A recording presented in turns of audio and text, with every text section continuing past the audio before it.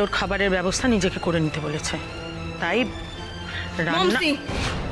First of all আমি যখন কথা বলছি তখন সেখানে কেউ কথা বলুক, আমি কিন্তু এটা একদম পছন্দ করি না। আর সেকেন্ডলি, আমাকে না জিজ্ঞেস করে এই মেয়েটাকে বাড়ি থেকে বেরোতে দিয়ে তুমি একদম ঠিক করোনি। আপনি এইভাবে ওনার সাথে কথা বলতে পারেন না। আমি আরো অনেক কিছুই করতে পারি দিশা সান্যাল, তুমি আস্তে আস্তে সব কিছু টের পেয়ে যাবে। যাকে কথা বাড়িও না, আমার এত অশান্তি ভাল লাগে না।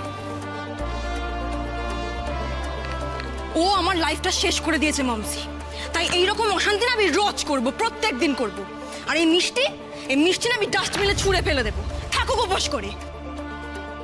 কি করছেন? দাঁড়ান, এইভাবে কেউ খাবার নষ্ট করে? তোমার রান্নার বন্দোবস্ত আজকে আমি করে দিচ্ছি। লাগবে না, একদিন উপোস থাকলে কিছু হবে না আমার। তোমার হয়তো কিছু হবে না, কিন্তু বাড়িতে কেউ না খেয়ে থাকলে গৃহস্থের অকল্যাণ হয়।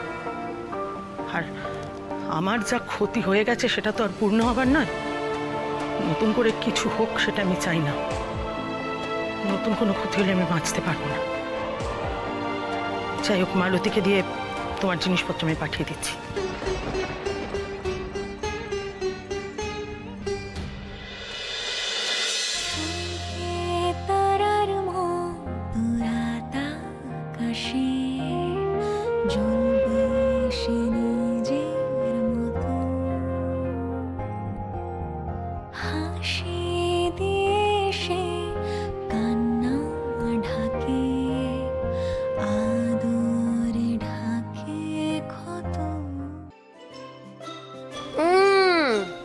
দিতে ভুলে গেছি।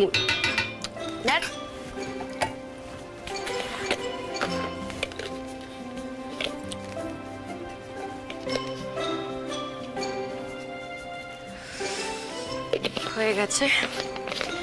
আচ্ছা, এদিকে তো সব ডান। এবার চটপট ফ্রেশ হয়ে নি, তারপর বরং খেয়ে নেবো।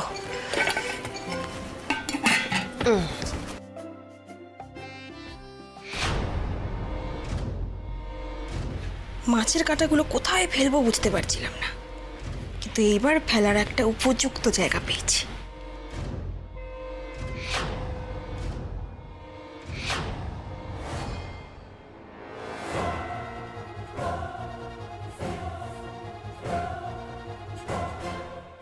কি ভেবেছিলে দিশা সান্যাল?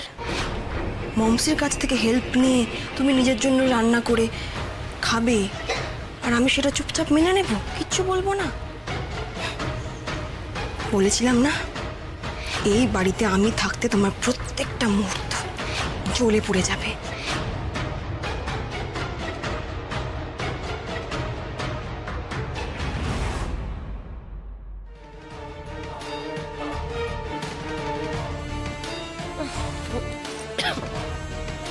আষ্টে গন্ধ বেরোচ্ছে কোথা থেকে?